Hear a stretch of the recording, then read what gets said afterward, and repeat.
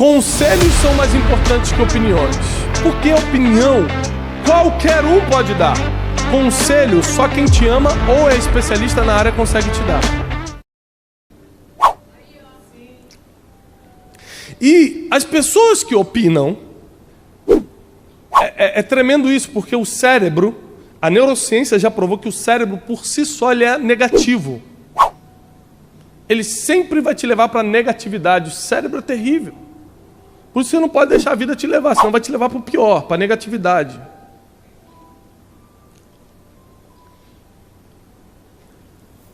E toda vez que você pede opinião de alguém, se essa pessoa não é alguém especialista ou concentrada no que você faz, não te ama, não está conectada aos teus propósitos, não é uma pessoa também conectada com Deus, a opinião dela geralmente vai ser para te desanimar. Quando eu escrevi meu primeiro livro, te trouxe a malinha do livro? Pega um para mim, por favor, pastor. Eu vou mostrar para vocês. Quando eu escrevi meu primeiro livro, que hoje é best-seller no Brasil, já vendeu no Brasil todo, eu mostrei para uma pessoa querida, que eu achava que era querida minha. Eu falei assim, o que você acha de escrever um livro? Olha o texto. Ele pegou, dá para você não. Você não tem paciência. Você vai ter paciência de escrever isso? Você sabe quanto tempo demora para escrever um livro? Me diz uma coisa, você já se acha realmente habilitado para escrever um livro? Eu falei, mas é que é um sonho, eu tenho uma palavra. Obrigado, pastor. Esse livro aqui, ó, Rumo ao Lugar Desejado. Eu falei, eu tenho um sonho, eu tenho uma palavra. Ele falou assim, ó, mas não vai para frente, não. Você já tá no teu negócio aí, para que você vai se meter com outra coisa, rapaz? Eu escutei aquela opinião, e quando eu fiquei incomodado e comecei a consultar a Deus sobre aquilo, me incomodou mais ainda. Eu falei, não, eu vou correr atrás do meu sonho. Eu peguei um avião e fui atrás do maior escritor do Brasil.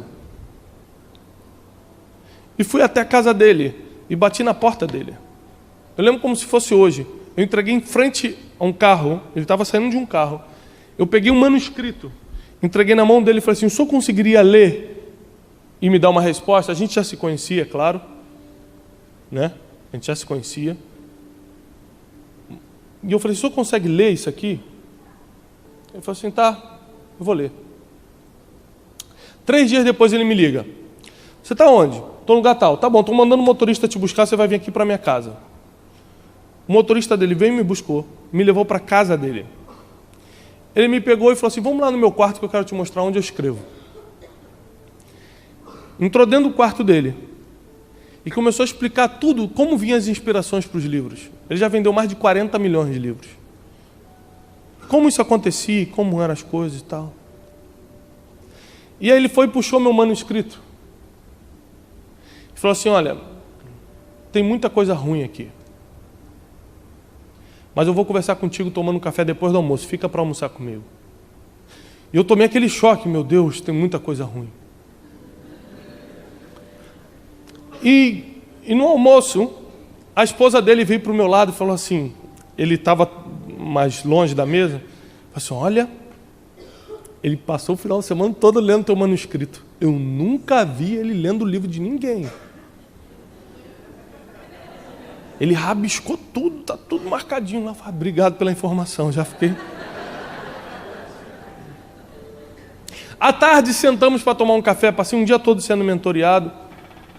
E ele falou, olha, você errou em muitas coisas, mas publica esse livro, que vai acontecer.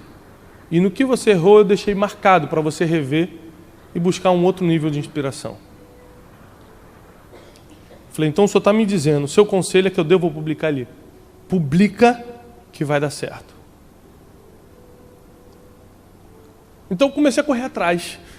Aí a editora me chamou e as coisas começaram a acontecer. Eu liguei para ele, eu queria te agradecer, porque o senhor me deu uma palavra de incentivo e antes era só um sonho, agora é realidade, o livro vai sair. Ele vai sair mesmo? Eu falei, vai sair. Então manda que eu quero prefaciar.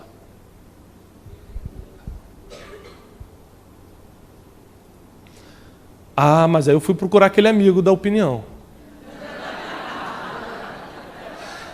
rapaz, você falou que o livro não ia dar muito certo, né? Entendi. Quem vai prefaciar, inclusive, é o fulano.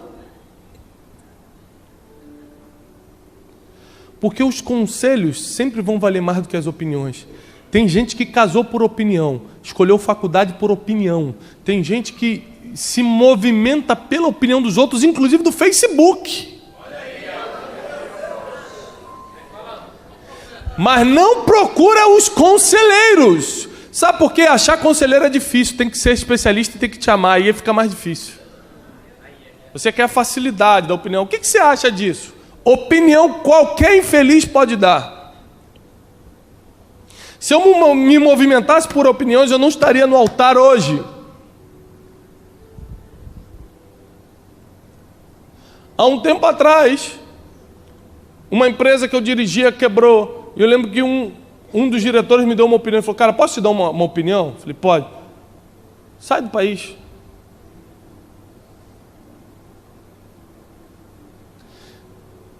Um homem e uma mulher que decide viver em Deus não pode se movimentar por opiniões. A opinião dos outros, literalmente, não me importa. Eu me movimento por mentoreamento e por conselhos. É o que a palavra diz na multidão de conselheiros. Pastor Eloy, o que o senhor acha disso? Um homem experiente. Um homem que é ousado. Aí o pastor Eloy me dá a experiência dele, eu ligo para o outro. Ligo para o meu pastor, ligo para o meu pai. Pai, o que você acha?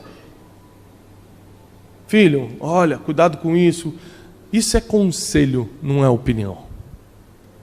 Todas as pessoas que se movimentaram por opiniões caíram. Tem gente que é tão escrava das emoções, voltando ao ponto número 1, que qualquer indireta do Facebook ele acha que é para ele. E ainda marca gabinete com o pastor para reclamar. Aquela irmã está mandando indireta para mim. Como você sabe disso, pastor? Eu sei.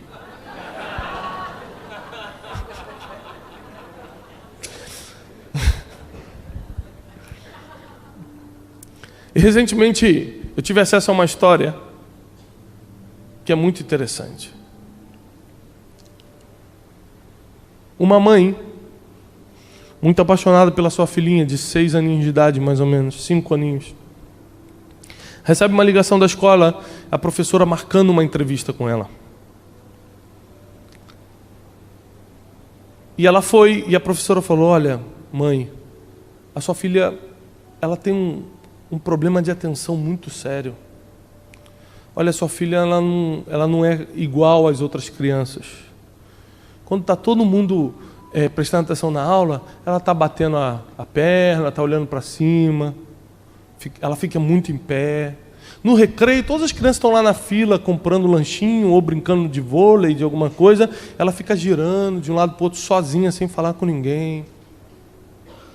Olha, a minha opinião é que ela tem um grau de autismo e a senhora deve procurar um médico.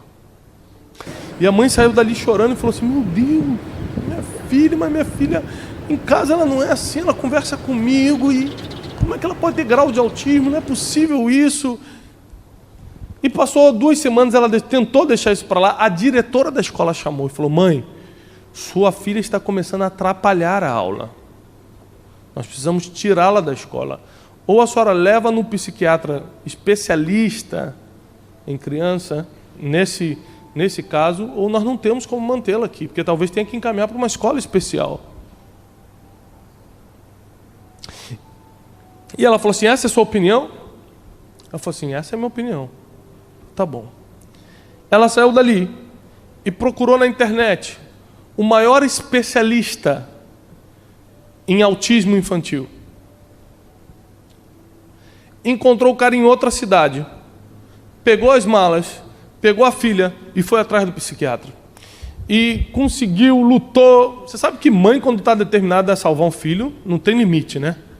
Arranjou dinheiro, conseguiu tudo, chegou na cidade, o médico atendeu e falou assim, olha, nós vamos ter que deixá-la internada 2 dias para a bateria de exames. Ela, tá bom, eu espero. E a criança ficou 2 dias na clínica com uma bateria de exames. No segundo dia, o médico especialista chama a mãe. A criança ficou dentro de uma sala com um vidro. A criança não os via, mas eles viam a criança. E ele falou assim: olha como é que sua filha se comporta. E quando ela olhou, a filha estava girando de um lado para o outro, fazia movimentos.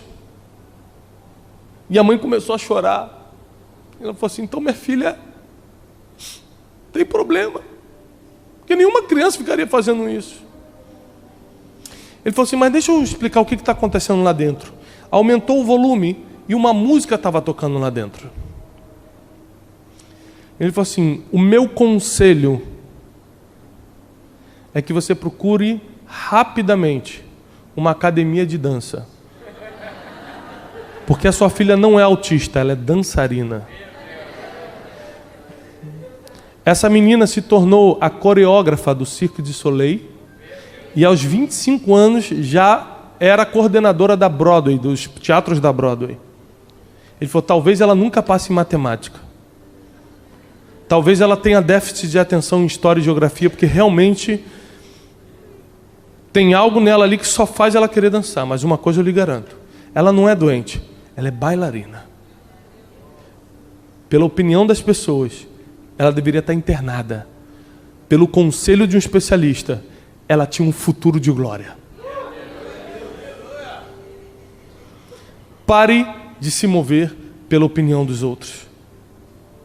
O que Deus falou a respeito de você, os conselheiros que Deus usa para darem caminho, destino para você,